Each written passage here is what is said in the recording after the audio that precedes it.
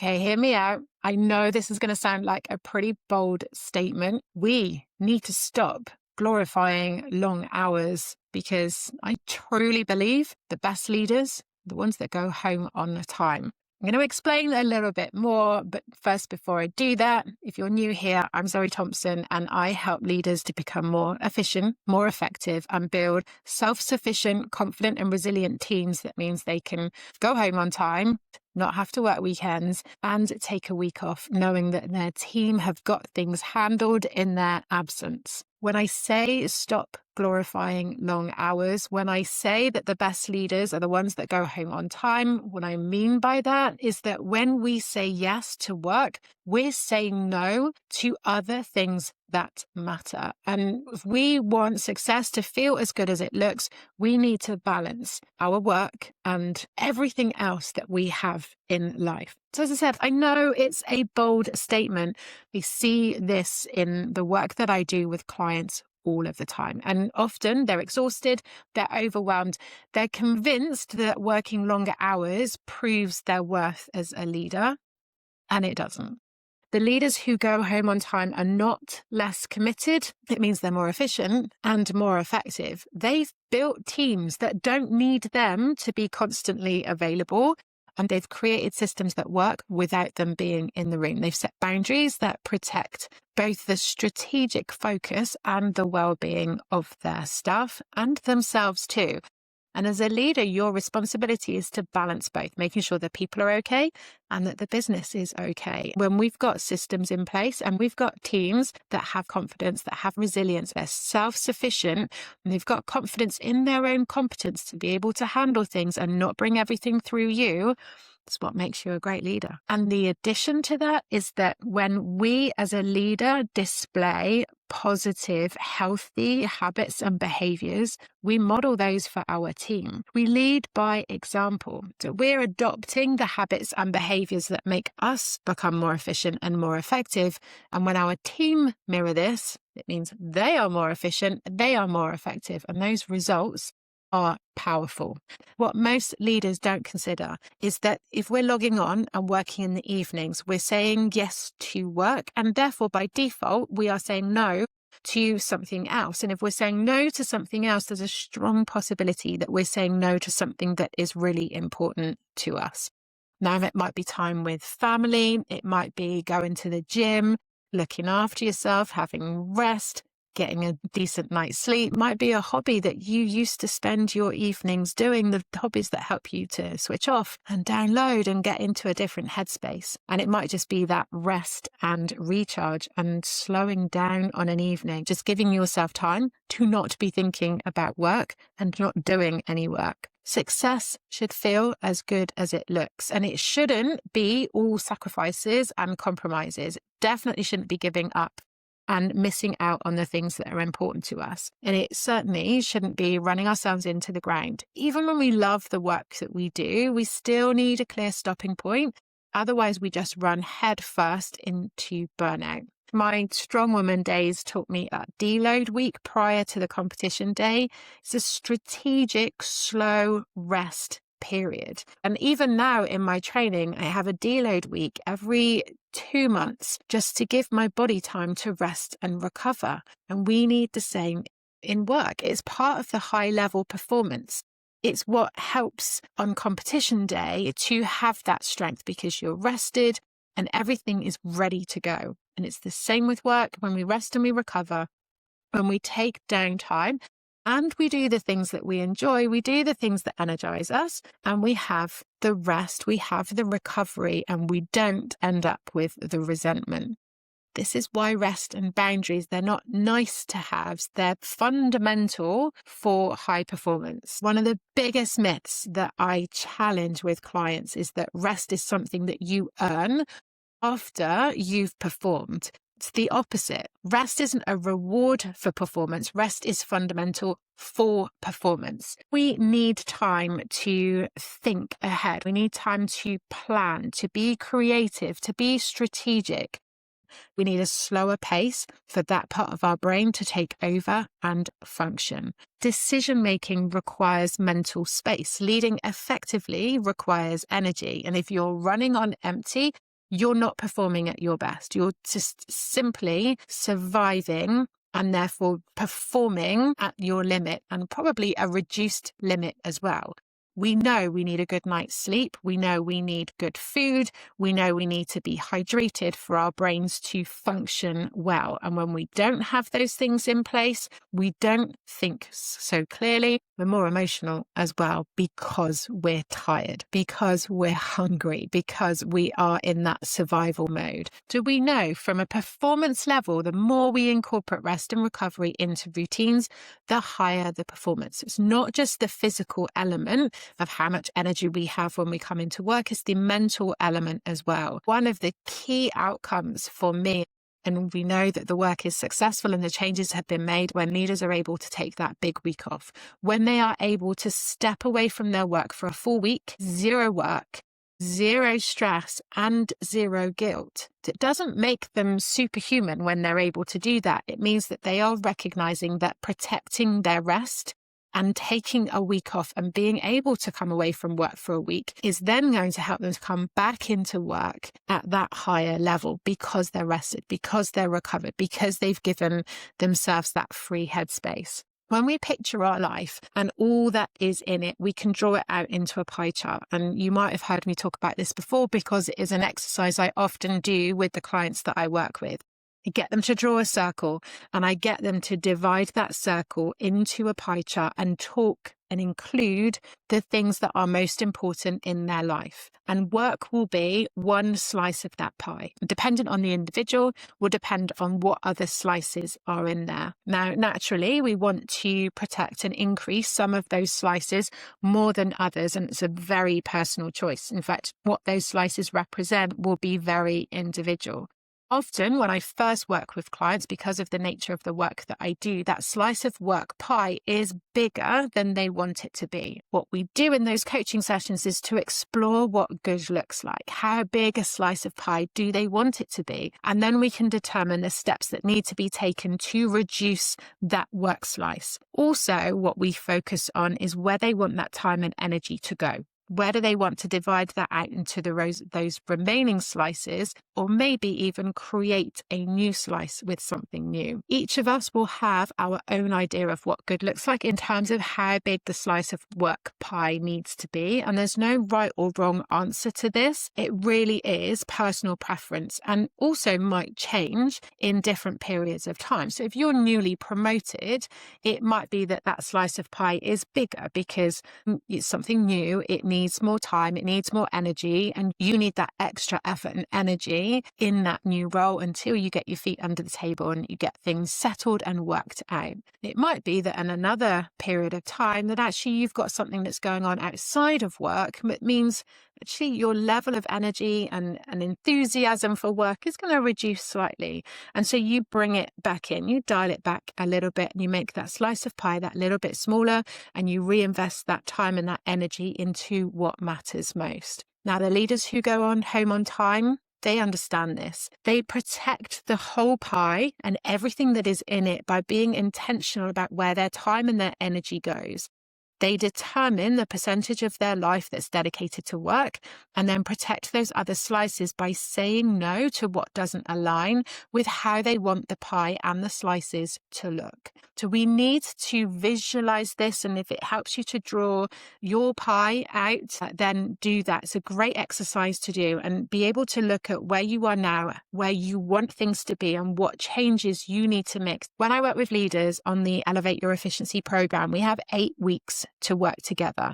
And the first thing that we look at is where their time is going and how we can start to make some small changes that will have the biggest impact. Often that is where they can reclaim their evenings, not as a nice to have, but as a non-negotiable. When they start to go home on time, and we implement this in the first weeks, we start to implement those changes, we can notice big impact on those small changes of just going home that little bit earlier, or going home when they said they were going to. So their teams become more capable, and often they worry about what the negative impact will be on their teams. And so it takes them by surprise a little bit when they recognize that actually it's having a positive impact on their teams. When we're not available to solve every problem, it forces our teams to develop their own problem-solving skills. And often, as you probably know, they're not coming to us because they don't know. They're coming to us for reassurance, or they're coming to us because we've trained them to come to us because we're an easy option. So actually, when they stop waiting for us to fix things and they start taking ownership, they recognize that actually they do know the answer, and they start to increase their own confidence to have the autonomy to not only find the answer, but implement the answer too. So we see them increase their confidence in their own competence and trust themselves to problem solve. And that can have a huge impact. One of the things that the leaders themselves start to notice is that their strategic thinking improves. They start to shift the way that they think about things as a leader. When you protect the boundaries around your working day, you're forced to prioritize. By shortening that working window to the hours that you are contracted to do, you're forced to prioritize. You haven't now got these additional 4 hours to log on in the evening to get things done. You're forced to make very conscious decisions around what can be delayed, what can be delegated, and what can be deleted. You focus on what actually moves the needle. This also helps with the decision making as well. Decision fatigue is real. When you're still trying to make decisions at 8 o'clock in the evening, having worked all day, they're not going to be your best decisions. The leaders who finish on time make better choices because they're making them with a clearer mind, and they're also coming into work rested and re-energized because they haven't been making decisions right up until the point where they crash out and go to sleep. Now, the other benefit, which also comes back to the team, is that the team starts to respect the boundaries. Now, often the leaders that do the program are nervous about implementing boundaries because they feel it's selfish, or they feel that it means they're not helpful, not supportive. Actually, what we have found in running the program is that for all of the leaders, when they commit to those boundaries and they communicate those boundaries very clearly, the team respect them. And it surprises people how easy it is once you're very clear and once you communicate what that boundary is and why that boundary is important. It also encourages the team to make similar decisions around what's important, what needs to be protected, what needs to be preserved, and what they're asking to be respected. That behavior has a ripple effect and creates a very positive culture. So at the beginning, when we start talking about it, they worry that going home on time makes them seem less committed, less supportive. Actually, it's the opposite that happens. They are seen as a leader who values that work-life balance. They value that people have boundaries and other things outside of work that are important. And they value sustainable performance. So not only do they see that it is valued, it gives them permission to mirror it themselves. And research has shown that leaders who prioritize their well-being and performance are more likely to have a team of people who do the same, and more likely to create a high-performing and resilient culture. People see what we do as leaders. It's not just what we say. And in fact, more often, it's not what we say, it's what we do that gets mirrored. That's what creates the culture. Just because we can doesn't mean we have to. And clients that I've worked with have heard me say this over and over. Just because we can doesn't mean we have to. There's a challenge with technology that didn't exist when I first started working back in the late 90s. I was talking about this the other day. You logged off at the end of your shift, you handed over to the next shift, and you went home, and you had no idea what went on until you got back into work the next day. You'd read the briefing sheet, or your colleagues would tell you as part of the handover. And if you didn't work on a 24-hour shift system, you would log off at the end of the day and you would go back in at 9 o'clock the next morning and you would pick up where you left off. There wasn't technology that meant that you could log back on, or you could read emails, or you could look to see what's going on out of interest. You had absolutely no idea what was going on until you walked back in the next morning and logged on. Now we've got all of that information at our fingertips. We can check emails late in the evening. We can respond to Slack or Trello messages from the sofa while we're watching TV.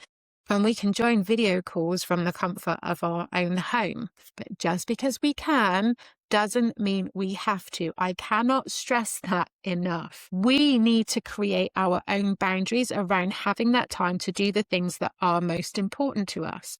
And the balance will look different for different people. Some might prefer a later start and a later finish. Some prefer an earlier start and an earlier finish. It's not one size fits all, and there might be some guidelines or some restrictions dependent on where you work.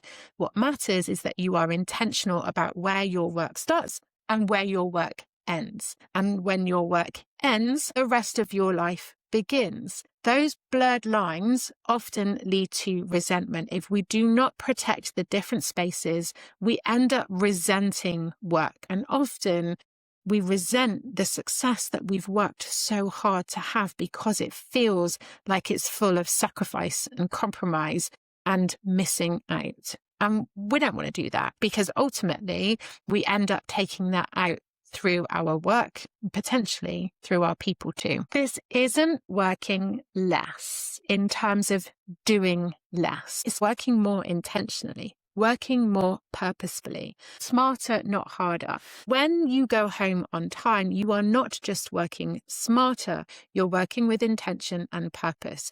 You're pausing to prioritize before making decisions. You are not jumping into firefight, you are coordinating the firefight. More intention, more purpose. Leaders that go home on time recognize that their job as a leader isn't to be the hardest worker in the room. It's to create conditions where high performance is sustainable for everyone, including themselves. There's no martyrs here. Leaders that go home on time have shattered that limiting belief that being constantly available is what makes you valuable. It's gone. They recognize that it's building a team that can operate without you being in the room that makes you valuable. It's a hard pill for some people to swallow. It requires an identity shift, it requires a belief shift, and it requires a behavior change. So we have to model the behavior we want to see. If you want your team to protect their well-being, then you have to protect yours. If you want them to set boundaries and work on the things that are most important, you have to set yours. If you want them to focus on priorities, you've got to show them what it looks like by doing it yourself. Now, one of the things that I do talk through with clients and something that might help you too is what I call the 4 p.m. decision point.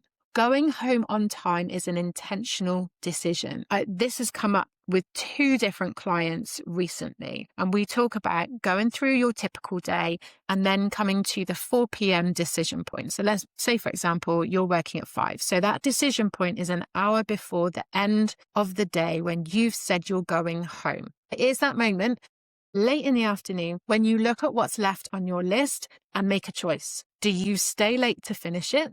Do you take it home? Or do you let it wait until tomorrow? For most of us, and for a lot of leaders, the answer is an automatic. I'm going to stay late. Take it home. Don't let it wait. It needs to be done because I'm somebody who gets things done. In that moment, that automatic response isn't coming from necessity. It's coming from identity and it's coming from habit. That belief that good leaders work harder, they work longer, they work more than everyone else, and they get done. So the problem is that your team is watching. So when you stay late, they stay late.